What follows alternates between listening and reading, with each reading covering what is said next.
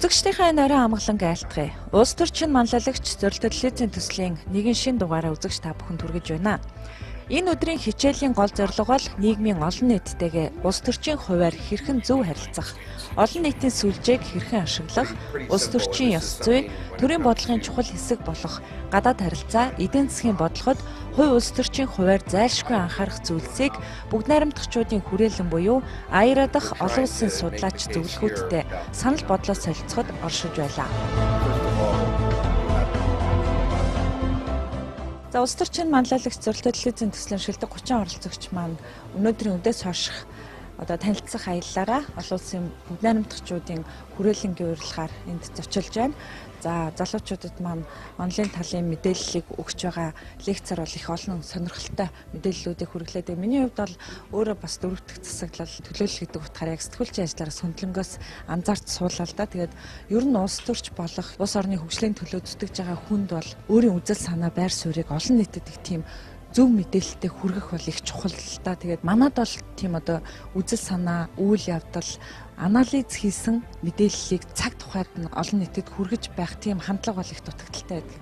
Энд бол ерөөсөө энэ сөрөг хүчний хандлага бол байнга нөгөө сонгуулийн амлалтуудын сануулж эсвэл яг тэр амлалтуудыг өнөөдөр үнэхээр бодтойгоор биелүүлэхгүй байна гэсэн мэдээллийг бол тийм анализ хийсэн байр сууриас олон нийт рүү хүргэж байгаа нэг анхаарал татлаа. Манайд яг энэ технологи бас дутагдаад байдаг. Яг энэ дээр бид нар бол ингээд тухайн үед ингээд мессежүүдийг өгөөд, контентуудыг өгөөд байхад ардам манай бол хэсэг хугацааны дараа бол мартчихж байгаа. Яг тэрийг энэ олон нийтийн хэрэгслээр гаргаж ирэх ёстой. Тэр өгсөн амлалт нь биелэгдэж гин үгүй юу гэдгийг сануулж явах ёстой гэж хамгийн гол гэж. Тэгээд давхар бас судалгаанууд дээр бас харуулж байна. Тэгээ энийг эндээс нэг зүйлийг анзаарч харж байгаа юу гэхээр ер нь бол нэг энэ мэдээллийн хэрэгслийг олон нийтэд хүргэх нэг мэрэгших буюу агсан төвшөнд очсон байна. Бид нарт бол ингээд эхний шатанд нь явж байна. Нөхдүүд үл өнцөндөө туршлагачсан өшөөс хойш нь яавал олон нийтэд илүү хүргэж болох вэ гэдгийг судалж гаргаж ирж бид бас мэдээлэл өгч байна. За тэгээ хоёулаа нэвтрүүлгээ үргэлжлүүлэн хүргэе. Улс төрчин манлайлагч зорилт телевизийн төслийн шилдэг 30 оролцогч яг Америк нэгдсэн улс Вашингтон хотноо манлайллын тусгаалсан хөтөлбөрт суралцаж байгаа. За залуучуудын маань энэхүү сургалт тун амжилттай, үр дүнтэй залуучууд маань өөрсдөө бас их идэвхтэй оролцоотой ийм сургалт амжилттай үргэлжилж байна. Ингээд нэвтрүүлгээ үргэлжлүүлэн хүлээн авч үзээрэй. За бүгд найрамдагчдын хүрээлэнгээс зохион байгуулсан нэг бүтэн өдрийн лекц уулзалт ярилцлагын гол агуулга нь Монголын ардчлал дэлхийд бас нэгэн сайн жишг болж байгаад АЯР-гийн зүгээс өгч байгаа үнэлэлт өгнөлт Монголын шинэ үеийн манлайлагчдад үүнийг таниулж ардчлалаа энэ хэвээр нь цааш амжилттай үргэлжлүүлж хөгжүүлэхэд анхаарахад чиглэж байгаа юм. Гэвч Монголын улс төрчдийн өнөөдрийн дүр төрх, хандлага, улс төрийн алдаатай шийдвэрүүдийн талаар тодотгон асуусан оролцогчдын маань асуултанд ч гарцын талаар жишээ баримттайгаар хариулт өгжүүлээ. Тухайлбал яг одоо хөндөгдөж байгаа давхар дээлний асуудал болох парламентын гишүүн, засгийн газрын гишүүний ажлыг хавсарч болохоор хууль батлагдсан нь монголчуудын хувьд мянган жилийн өмнөх Английн бюрократ маягийн төрийг бий болгосноос өөрсдөө зүйл болсныг ч тэмдэглэж байна. Тиймээс ч ардчлалыг жинхэнэ утгаар нь хөгжүүлэхэд эрх баригчид парламент болон засгийн газар тусдаа байх хуулийг батлуулах нь зүйтэй болохыг хэлж байна.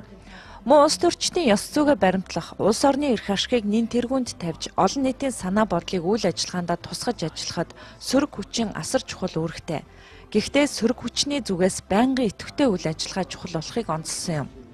Эрх баригчдын сонгуулийн амлалтыг байнга сануулж явах, алдаатай шийдвэр гаргахаас сэргийлэхэд урт хугацааны харьцуулсан судалгаа бүхий энгийн ойлгомжтой мэдээллийг байнга олон нийтэд өгч явахын чухлыг онцолж байгаа юм. Өөрөөр хэлбэл хөгжсөн улс орнуудын нийгмийн дундаж давхарган иргэд улсынхаа улс төрийн байдлыг төдийлөн анхаарч сонирхдоггүй тал байдаг учраас олон нийтийн анхаарлыг эрх баригчдын үйл ажиллагааны зүг байнга хандуулж улс орны эрх ашигыг хөнтгөөц шийдвэрүүд гаргахаас сэргийлэхэд сөрөг хүчний идэвхтэй ажиллагаа чухал болохыг дахин сануулж байна. Энэ бол ардчлалын чухал зүйл. Энэ сэдвээр ардчилсан намаас сонгогдсон одоогийн ерөнхийлөгч Обамагийн гадаад бодлогын чиглэлээр хэлсэн үг мэдэгдлүүдээс бүрдсэн рекламаар олон нийтийн анхаарлыг энэ чиглэлд хэрхэн хандуулж байгаа жишээгээч бидэнтэй хуваалцлаа. Мөн улс төрч нийгмийн зүтгэлтний хувьд өөрийн үзэл бодол, асуудалд хандаж байгаа байр суурь, мөрийн хөтөлбөр, үйл ажиллагаа зэрэг олон нийтэд түгээх, сонгогчдтойгоо харилцахдаа олон нийтийн сүлжээг хэрхэн зөв ашиглах, байнгын амьд харилцааг хэрхэн бий болгох талаар сонирхолтой сэдвээр ярилцлаа. За өнөөдөр Монголд бол мэйл хэрэглэдэг, мэйл ашигладаг хүмүүсийн тоо бол ер нь цөөрсөн байх гэж бодож байна. Сонгогчд руугаа мэйл явуулахаас илүү пост явуулах, фэйсбүүкээр мэдээлэл өргөх нь бол илүү үр дүнтэй байгаа гэж боддог. Миний өмнө ямар асуудал вэ гэхээр дундгой өвчүүдийн гэдэг юм тийм үү? Яг зорилт сонгогчдынхоо фэйсбүүк хаягийг олох асуудал байдаг. Тэрийг өнөөдөр ямар аргаар болж байгаа гэхээр дундгой группээс авч байна. Дундгой одоо нэг хүний бичсэн постн дээр лайк дарсан хүмүүсийг ч юм уу тийм ээ. Тэгж өөртөө таж цуглуулдаг. Энэ дээр одоо яг энэ фэйсбүүк одоо IT-ийн талаас ямар аргачлал байж болох вэ?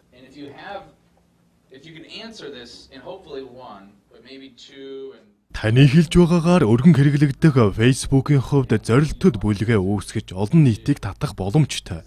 Орчин суугаа газар өөрөөр хэлбэл таны улс төрийн карьераа бий болгохыг хүсэж байгаа орон нутгийн сонгогчдыг орчин суугаа газар болоод ашиг сонирхож байгаа асуудал зэргээр нь бүлэглэж өөрийн сүлжээнд татах боломжтой. Энэ бол таныхаар механик ажиллагаа гэж хэлээд байгаа идэвхтэй ажиллагаанаас тань бас нэг талаар шалтгаална. Гэхдээ өөрийн гэсэн вебсайтаар имэйл хаягаар байнгын мэдээлэл, үзэл бодол, байр суурь илэрхийлж байх нь чухал юм аа.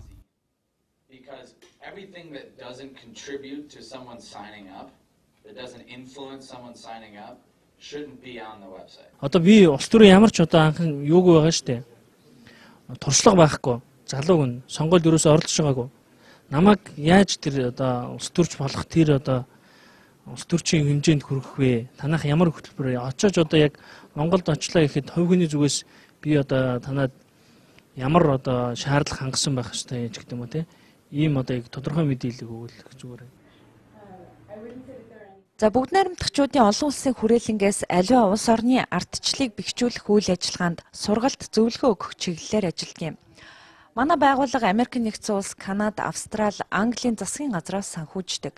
Хувь улс төрчидтэй ганцаарчилсан зөвлөгөө өгөхөөс бидний хувьд татгалздаг. Та бүхний хүсэлтийг харин хүлээн авч бүртгэсний дараа санхүүжүүлэгчдтэй танилцуулан төсөл боловсруулснаар тусгай хөтөлбөрийн дагуу сургалт зохион байгуулна. За бүгд найрамдагчдын олон улсын хүрээлэн нь Монголд ардчлал төлөвшөхөд үнэтэй хувь нэмэр оруулсан байгууллагуудын нэг. Айра буюу бүгд найрамдагчдын олон улсын хүрээлэнг анх 1983 онд Америкийн ерөнхийлөгч асан Рейган үндэслэж ардчлалыг түгээн дэлгэрүүлэх, ардчилсан замаар хөгжиж байгаа дэлхийн улс орнуудад дэмжлэг тусалцаа үзүүлэх зорилгоор 30 гаруй жил олон улсын хэмжээнд үйл ажиллагаа явуулж байна. Бүгд найрамдагчдын хүрээлэнгийн хувьд 1989 оноос Монголд үйл ажиллагаагаа эхэлсэн бөгөөд ардчилсан нийгмийн өмнө тулгамддаг асуудал бүхнийг шийдвэрлэхэд бидэнд зааж зөвлөж туршлагаасаа хуваалцсан гэсэн үг юм. Сургалтын үед нэг зүйл анхаарал татлаа. Аль ч улсад улс төрчид бие биенийхээ нэр төрд халдах явдал байдаг. Харин Америкт улс төрчийн үзэл баримтлал гаргасан шийдвэрт нь анализ хийсний үндсэн дээр улс суурьтай шүүмжлэл явагддаг юм байна. Америкт яаж энэ соёл тогтсон бол? Өмнө Америкт нэр хүндэд нь халдсан дайралт хийдэг байсан. Харин цаг хугацааны явцад улс төрийн бодлогын мэтгэлцэн хийдэг соёл гарч ирсэн нь улс төрийг шудраг эрүүлэхэд нөлөөлсөн. Улс төрийн салбарыг ийм төвшөнд хөгжүүлэхэд think tank байгуулга бодлогын судалгааны төвөд ихээхэн хувь нэмэр оруулсан. Жишээлбэл мэтгэлцээнд оролцохын өмнө улс төр судлаач шинжээч нарын баг ажиллаж тэдний гаргасан дүгнэлт нотолгоон дээр үндэслэж тухайн улс төрчийн байр суурь гаргасан бодлогын шийдвэрт шүүмжлэл өрнүүлдэг. Энэ соёл бүртгэхэд Америк нэгдсэн улсад хэр хугацаа зарцуулсан бол? Улс төрийн түүх судалдаггүй болохоор сайн мэдэхгүй байна. Гэхдээ дэлхийн 2 дугаар дайнаас хойш улс төрийн мэтгэлцэн хийх замаар улс төрчийн хувь хүн рүү дайралт хийхийн оронд түүний гаргасан бодлогын асуудал дээр шүүмжил өрнүүлдэг болж эхэлсэн. Өнөөгийн төвшөнд хүрэхэд дор хаяж 50-аас 60 жил зарцуулсан баха. Бидэнтэй мэдлэг туршлагаасаа хуваалцсанд баярлалаа.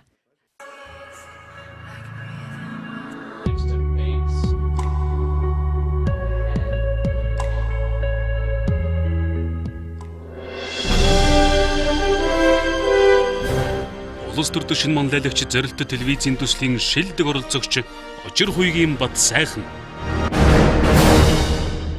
Анх мэдээллийг өдөө амарч явах үед авсан телевизээр цаарын залгасан чи харин 9 сарын ихээр дуснаа гэхээр маш хурдан мэдээлэл бэлтгэл тэгэл илгээс. Миний шийдэл маань өөрөө нэг орчны бохирдлыг шийдвэрлэх арга зам. Тэр үднээс нь нэлээд бас бэлтгэсэн. Улс төр чин малайлагч төслийн шилдэг оролцогч Очир Хуйгийн бат сайхан. Надад шийдэл байна. Монгол улс дэлхийн хөгжлийн чиг хандлагын дагуу суурин соёл иргэншилд шилжээд баггүй хугацаа өнгөрч байна. Нийгэм цаг үетэй холбогдуулж газар өмчлөх ба эзэмших орчны бохирдол гэсэн асуудлуудтай бид зайлшгүй тулгарч байна. Их засаг хуулинд газар өмчлийн харилцааг зохицуулж байсан журам байдаг юм. Чингис хааны сойрхолоор дархалсан нутаг төдийгүй Алтан ургийнхан Төмд Мянгатын ноёдын эрх мэдэлд буй нутаг бол тэдгээр эзэдийн өмч биш харин эзэмшил байсан болохыг Монголын нус товчоо болон бусад сурвалж бичгүүдээс харж болно. Өнөө цаг үед газрыг өмчлөх нь төрийн бодлогын анхаарлын төвд байсаар ирсэн. Нүүдэлчин монголчууд газрыг өмчилж биш ашиглаж ирсэн шалтгааныг Чингис хааны улс төрийн бодлогын нэг тал гэж судлаачид үзээд газраа өмчлүүлдэггүй байсан шалтгааныг нэгдүгээрт газрыг өмчлүүлэх явдал улс орны нэгдмэл байдлыг эрх ашиг, төрийн тогтвортой байдалд хор охирол, аюул учруулж магадгүй гэж үзсэн. Хоёрдугаарт нь тодорхой хүн амыг эрх мэдэлтэн албан тушаалтан өөрийн өмч газартаа эдийн засаг, цэргийн хүчээ бэхжүүлж хоорондоо юм уу гадны хүчтэй эвсэж төрөөс тусгаарлах үйлдэл хийх нөхцөл болж магадгүй гэж үзсэн. Гуравдугаарт нь нутаг усаа дур мэдэн худалдах, бусдад өгөх боломж бүрдэнэ гэж үзсэнтэй холбоотой гэж тайлбарласан байдаг. Энэ нь эцсийн эцэст нутаг бэлчээрийн гачаалд орж улс орон эдийн засгийн хувьд дороотхоос урьдчилан сэргийлсэн улс төрийн бодлого байжээ гэж үзэх үндэслэлтэй. Ийхүү газрыг зэрэг дэвээр нь ялгамжтай хандан зөвхөн өөрийн иргэдээ эзэмшүүлж байснаас биш гадныханд газар эзэмшүүлж байсан баримт ямар ч сурвалжид байхгүй байгаа нь газар нутаг тусгаар тогтнолоо хамгаалах төрийн алсын хараатай бодлогын тод жишээ бөгөөд дээрх асуудлыг анхааралтай авах нь зүйтэй юм а. Олон нийтэд ажиллах, хамт олон дотор ажиллах, багаар ажиллах ур чадварыг бас шалгасан ийм шалгуур байсан баг. Бас нэг талаасаа би зөв болов гэж бодож байгаа юм.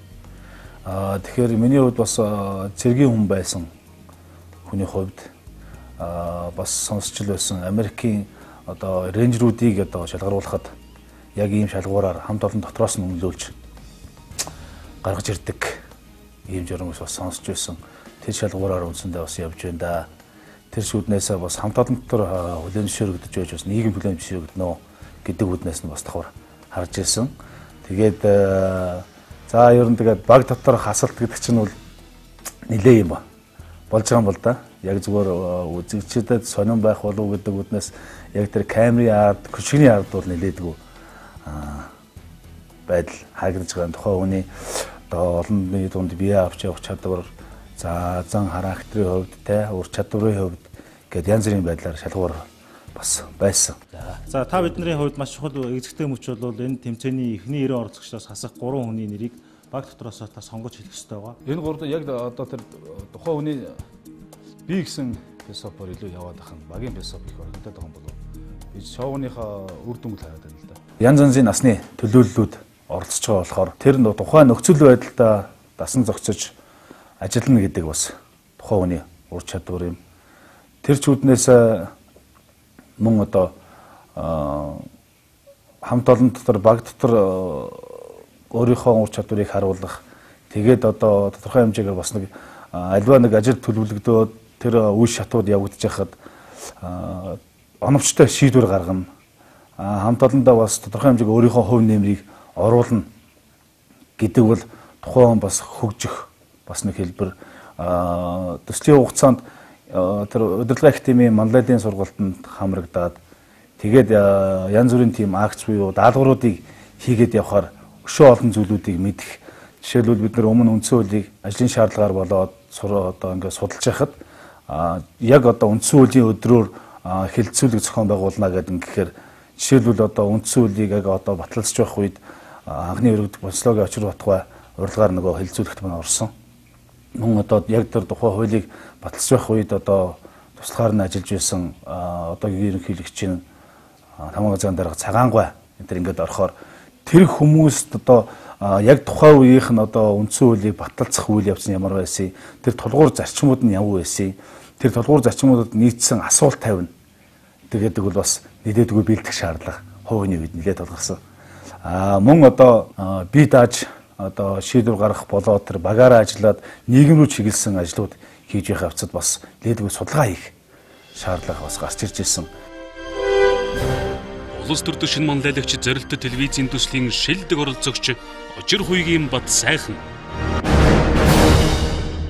Тэгэхээр ер нь бол одоо бидний өнөөдрийн амьдраад байгаа энэ өнөөгийн нийгэм бид өөрсдөө л энэ нийгмийг бий болгосон. Тэгээ энэ амьдарч явах хугацаанд бусдад хэрэгтэй зүйлийг яагаад хийж болохгүй гэж. Одоогийн байгаа одоо улс төрийн болоод нийгмийн нөхцөл байдлыг харахад яагаад бид нар өнөөдөр ингэж ядуу амьдрах ёстой юм? Бурууг бусдаас биш өөрсдөөсөө л хайх нь хамгийн зүйтэй юм байна гэж бодож энэ чиглэлээс бид нар яагаад ийм бохир орчинд тийм ээ орчны бохирдолтой амьдраад байгаа. Энийг яагаад шийдвэрж болохгүй вэ? Ирээдүйн хойч үе маань энэ одоо яг энэ агаар бохир агаараар энэ хөрсний бохирдолтой нөхцөлд ажиллаж амьдраад байна. Тэгвэл яагаад энийг өөрчилж болохгүй вэ? Дэлхийн улс орнууд энийг өөрчилсөн байна. Тэгвэл бид нар яагаад хийж болохгүй вэ? Бидний энэ хийж байгаа үйл явц нь улс төржилт гэхээс илүү нийгэмд хэрэгтэй, ирээдүйн хойч үедээ хэрэгтэй зүйлүүдийг хийж хүний эрүүл мэндэд анхаарал хандуулах цаг нь босоо гэдэг үүднээс нь хандаж шийдвэр гаргаж оролцоо. Сайн байцгаана уу монголчуудаа. Би Баянзүрх рүүгээс оролцогч Ожир Хуйгийн бат сайхан байна. Би шинэ цагийн удирдлага ахтем ажилладаг. Манай хамт олон нийгэмлэгөө чиглэсэн олон арга хэмжээнүүдийг сайн үсэн аянуудыг зохион байгуулж байсан. Тэгвэл бидний шийдэл юу юм бэ? Бидний шийдэл бол нийслэл болон Баянзүрх дүүргийг газар олголт байгаа болон орчны бохирдлыг шийдвэрлэх арга зам юм аа. Тэгвэл бидэнд эрүүл мэнд, эрүүл орчин чухал байна. Сайхан Монголын төлөө хамтдаа монголчуудаа. Зөв сонголт байсан. Нийгмийн төлөө өөрийнхөө дайжилж чадах, хийж чадах тэр зүйлээ бүрэн гүйцэд гаргаж хийж чадна л гэж зорж. Ер нь нөгөө залуу хүн зоригтой байвал тэгэл бүх юм болно гэж боддог. Ер нь бол хүнд бол боломж бол үргэлж байдаг. Тэр боломжийг харин яг одоо тухайн цаг моментод бүрэн гүйцэд ашиглаж чадчихвэл тэгээд болох болов л гэж. Бид нар бол ингээд нэвтрүүлгээр одоо өөрсдөө бэлдээл зөвхөн оролцож байна те. Тэгэхээр UBS телевизийн хамт олон маань энэ ард нь өдөр шөнөгөөтэй нойр хоолгүй энэ ажлыг хийхин тулд энэ гүйцэтгэлийг маш сайн биднийг бүрэн нийгэмд харуулахын тулд ард нь маш их ажил явагдаж байгаа. Тэр залуучуудыг хараад тэр хамт олныг хараад үнэхээр их талархаж бахархаж байгаа. Улс төрийн шинэ манлайлагч зорилттой телевизийн төслийн шилдэг оролцогч Ожир Хуйгийн бат сайхан. Залуусын оролцоог дэмжигч Unitel Group. Ерөнхий ивент тэтгэгч яг одоо яг эндээс Pepsi брэнд. Ерөнхий ивент тэтгэгч хөгжилд хүргэх Монголын жигүүр Хүннүү Air. Ивент тэтгэгч дэлхийд танигдсан Монгол брэнд Говь.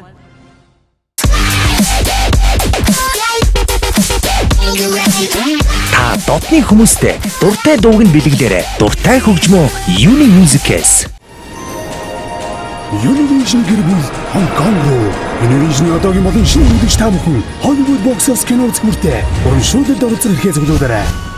3 дугаар сарын 15-ны шууд нэвтрүүлгээр гурван үйлчлэгээний классик премиум плюс багцуудын 1 жил ашиглах эрхийн эзэд гэр бүлээр авахад болсон эзэд болох нэг эрхийн эзэдийг тодруулж хамгийн азтай Univision хэрэглэж гэр бүлээрээ Хонконгийн Disneyland руу аялах хэрэгтэй болно. Хонконг хүрэх тасалбарыг Hollywood Box Office Univision.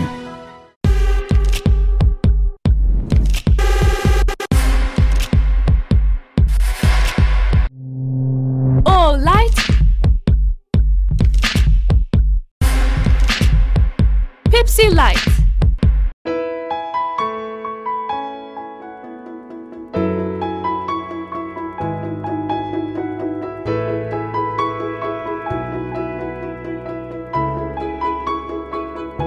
Энгийн бүхэнд бидний аз жаргал оршин буй. Харин аз жаргалд амьдралын утга учир өршдөг. Simple Essential Cashmere. Хавар зүүнний шин загварууд худалдаанд гарлаа. Дэлхийд танигдсан Монгол брэнд Говь.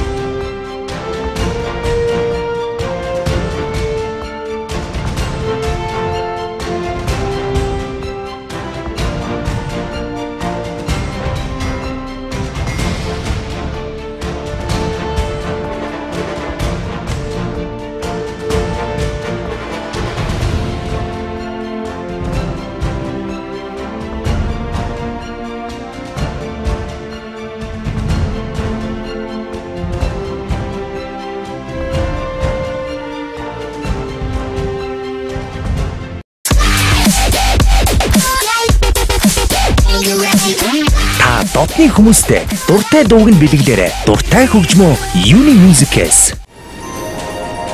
Univision гэр бүл Хонконг руу Univision одоогийн болон шинэ үзэгч та бүхэн Hollywood Box Office кино үзэх мөртөө урамшуулалд оролцох эрхээ зөвлөдөрэй.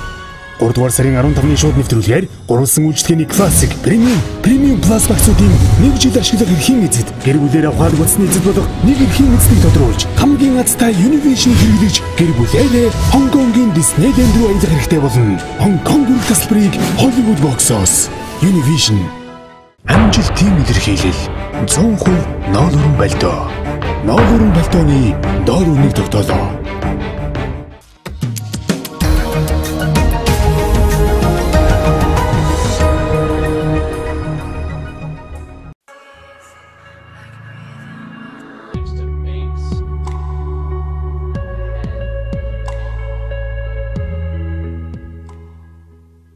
За оролцогч Мегмар Дорчтой уулзж байна. Тэгээ бидний хичээл 2 дахь 7 хоногт үргэлжилж байна. За ер нь энтх сургалтын талаар болоод өнөөдрийн хичээлийн тухай сэтгэлээ уулзаач. Энтх сургалт бол ер нь одоо нэг талыг барьсан биш, аль болох тэнцвэртэй байдлахаар төлөвлөгдсөн, зохион байгуулагдсан надад маш их таалагдж байна. Одоо юу гэдэг чинь зөвхөн ардчилсан намын хүн ирээд ч юм уу, эсвэл яриадах юм бол биднэрт нэг талыг барьсан ч юм уу тийм санагдах байлаа л да. Гэвч яг тийм биш. Төрийн бас байгууллагын төлөөлөл байна. Republic намын төлөөлөл байна, ардчилсан намын төлөөлөл байна гэх мэтчлэн тэнцвэртэй олон талт байдлыг барьж төлөвлөгдсөн зохион байгуулагдж байгаа нь бол маш их таалагдж байна. За яг анх энэ төсөлд орохдоо аль нэгэн намын биш гэдгээр сонгож оролцсон. Тэгээ одоо ч гэсэн ер нь бол янз бүрийн дарамт шахалт гэдэг юм уу те шуутга хэлэх тийм юм байхгүй байна. Энд ирэхэд ч гэсэн бас нэг аль нэг намын төлөөлөл нь голлоод ингээ оролцох юм болов уу гэсэн үг байна. Аль намын хүмүүс ирж бидэнтэй уулзж байна. Товсгаасаа солилцож байна. Үүнд маш их баяртай байна.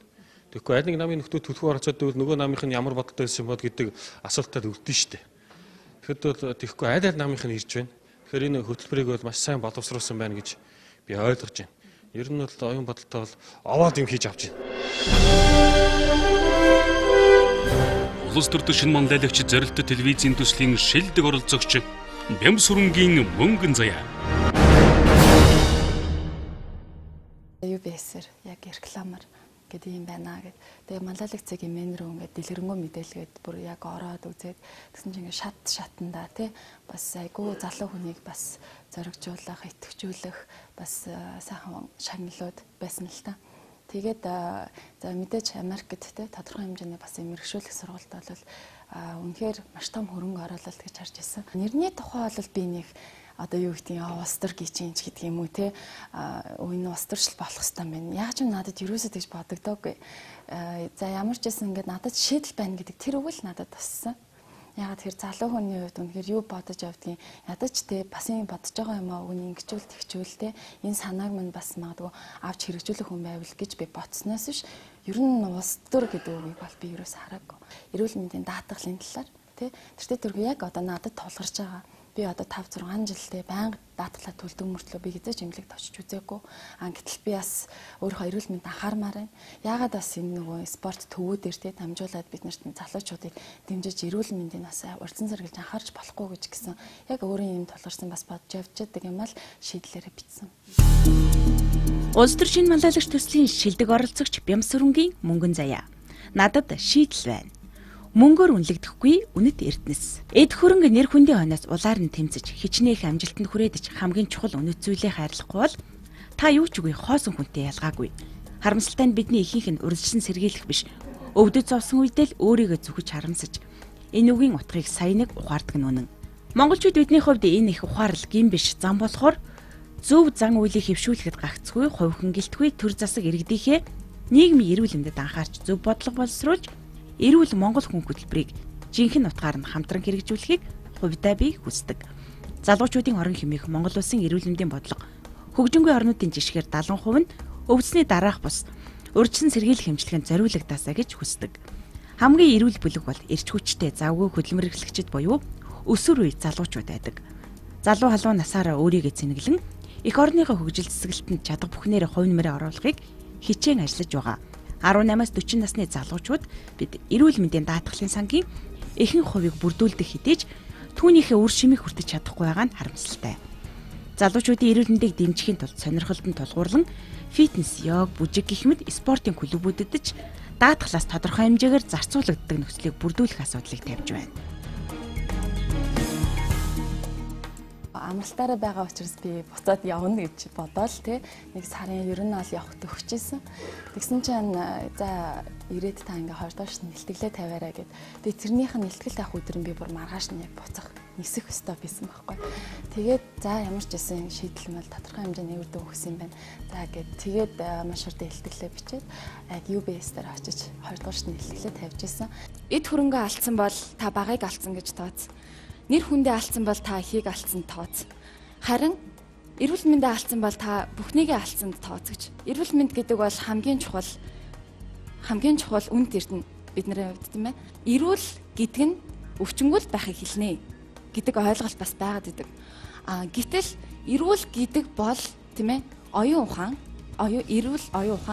эрүүл бие бэлдэр, за мэдээж эрүүл сэтгэл тийм ээ сэтгэлтэй ийм цогц бэжж энэ хүнийг бол үнэхээр эрүүл хүн, эрүүл Монгол хүн, ирээдүйн хөгжилтэй Монгол улсыг бий болгох одоо иргэн хүн гэж хэлж болно. Би яг үндэ нөгөө шүүгчнэр юм хэлээг болохоор нэг за орнож гэж нэг бодоогүй.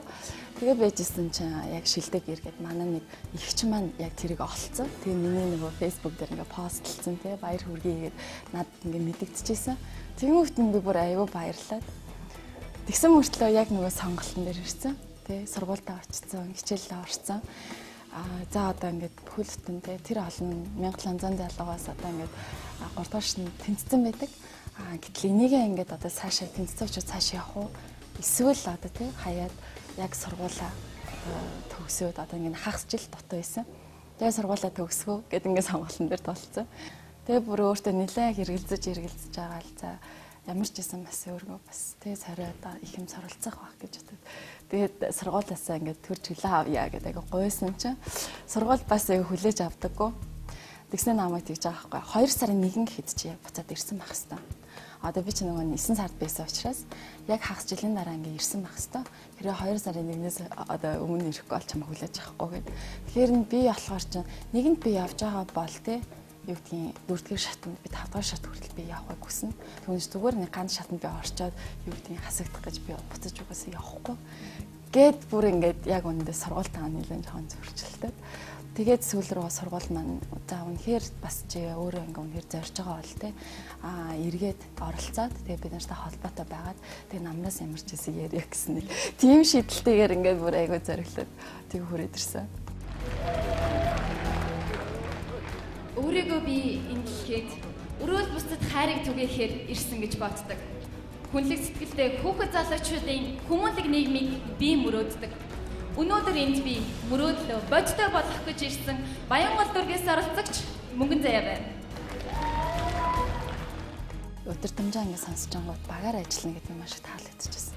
Ер нь аль монголчууд бид нар ингээл нэг ингээл гэдгийг нэг л их одоо багийн чадвар ер нь муу гэж их ярьдаг штэ. Гэтэл энэ бас тэмцээн авралтай бас нэг залуучуудад ингээ багаар ажиллахын чадварыг ур чадварыг суулгах хэрэгтэй. Бас нэг юм зорилго юм болов гэж айгу харж ирсэн. Тэгээ ингээ багаар ажиллаж байгаа учраас бид нар яг багаараа ингээд нэг толгойтой нэг зорилготой за яг залуучууд нэгдсэн үнэхээр нэвтэй байхтай хүчтэй энэ үгийг бол боддоор ингээ хэрэгжүүлэх юм байна гэж айгу хүлээлттэй байсан. Тэгээд тодорхой хэмжээний багаар ингээд ажиллаад бид нар явж исэн. За мэдээж яг юу гэдгийг тухайн асуудлаасаа болоод санал зөрөх санал нийлэх гээд олон л асуудал байгаа л да. Гэтэл явж байгаад яг ихний хасалт маань нөгөө баг дотроосоо болоод ирсэн. За баг дотроосоо болоод ирэнгүүт би бүр айгүй гайхчихсан. Яалцчихгүй л хасалт болоод ирэхээр айгүй олон юм болт юм байлээ. Эсвэл хувь хүн гэж хэмдэ гэдэг нь бол үнэхээр харагддаг юм байлээ. Бид нар бие биендээ итгэжээж хамтарч багаар ажиллаж аливаа ажлыг бүтээлж хийх ёстой. Итгэлийн хувьд бол баг үнэхээр итгэж чадахгүй л гэж. Хоёр дахь хүнийг бол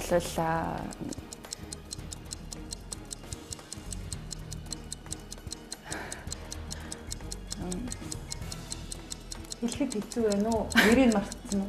Гүг харин яг хэлэхэд аягүй хэцүү л байна л да.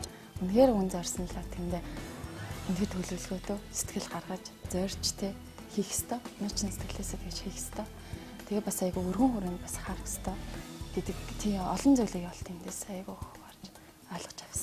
хизээч зүгээр юм тэмцээн те энэ хэдийгээр улс төр шинэ манлайл гэдэг улс төр гэдэг нэр байгаа боловч бид нэр ганцхан тэмцээнд ороод хэмж тийм урд улс төрч болох нь тодорхой байхгүй. Улс төрч гэдэг бол те бүхэл ингээд маш олон жилийн туршлага одоо судалгаа суралж иж бидний жинхэнэ 20 30 жилийн магадгүй дүнд гарч ирнэ. Энэ нь бол яг цэвэр залуучуудын оролцоо. Залуучууд дуу хоолой хөргөж чинь залуучууд те ийм одоо юу гэдгийг юм шийдлээд одоо дамжуулж байна. Ингэж л би оролцож байгаа. Улс төрийн шинэ манлайлагч зорилттой телевизийн төслийн шилдэг оролцогч Бямс сүрэнгийн мөнгөн заяа.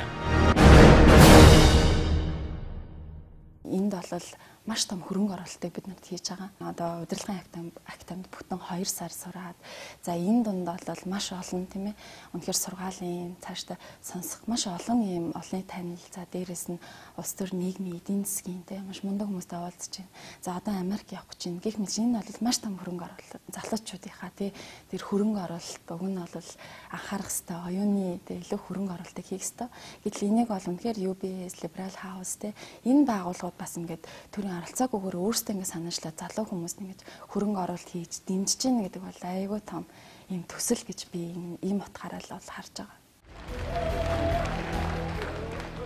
Өөрийгөө би энэ дэлхийд өрөөл бусдад хайрыг түгээхээр ирсэн гэж боддог. Хүнлэг сэтгэлтэй хүүхэд залуучуудын хүмүүнлэг нийгмийг би мөрөөддөг. Өнөөдөр энд би мөрөөдлөө бодтой болох гэж ирсэн Баянгол дүүргээс оролцогч мөнгөн заяа байна. Улс төрийн шинэ манлайлагч зорилттой телевизийн төслийн шилдэг оролцогч Бямс сүрэнгийн мөнгөн заяа.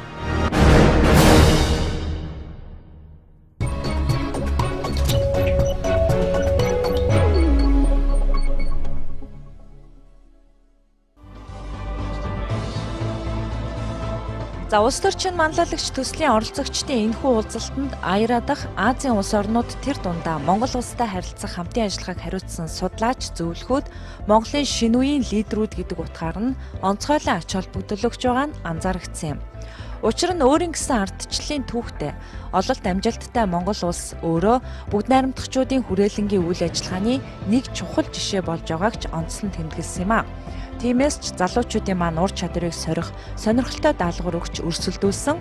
За төслийн 30 оролцогч 5 баг хуваагдаж, Монголын ардчлалын гараан дээр тулгамдсан асуудлууд чухам юу байсан, хэрхэн даван туулсан талаар тус бүр асуудал гарцыг тодорхойлж, ардчлалыг шинээр сонгож байгаа улс орнуудад туршлагаасаа хуваалцах кейс байсан юм.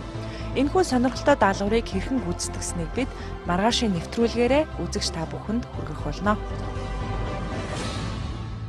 За энэ ташрамд би Бацаахнаас бас нэг зүйл онцолж асуумаар байна л да. Тэг өөрийн чинь хувьд бол улс төрд өөрийгөө зориулах. Гэхдээ одоохондоо бол нэг улс төрийн сонголт гэдэг юм аль нэг намын гишүүнчлэлгүй. Тэгэхээр одоо үзэл баримтлал бол өөртөө яг хувь хүн гэдэг утгаараа бий болсон. Оролцогчийн хувьд бас онцгойлон асуумаар байна. Залуучуудын маань суралцж байгаа энэ тусгайлсан хөтөлбөрт одоо аль нэг улс төрийн хүчний үзэл баримтлалыг түлхүү юм сурталчилсан зүйл байхгүй. Яагаад гэвэл бид одоо өнгөрсөн 7 хоногийн хичээлээрээ жишээлбэл демократуудтай төлөөлөл олсон хүмүүсээр хичээл заалгасан, харилцан ярилцсан.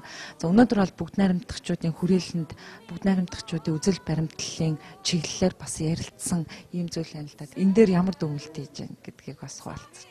Энд онцлог нь юу байна вэ? Бид нар харьцуулах боломж бүрдээд энд болохоор яг одоо гол одоо хоёр намын зорилго бол улс орны тулгамдсан асуудлыг шийдвэрлээд ард иргэдийнхээ амьдралыг те улс орноо хөгжүүлэх гэдэг дээрээ үл нэгддэг.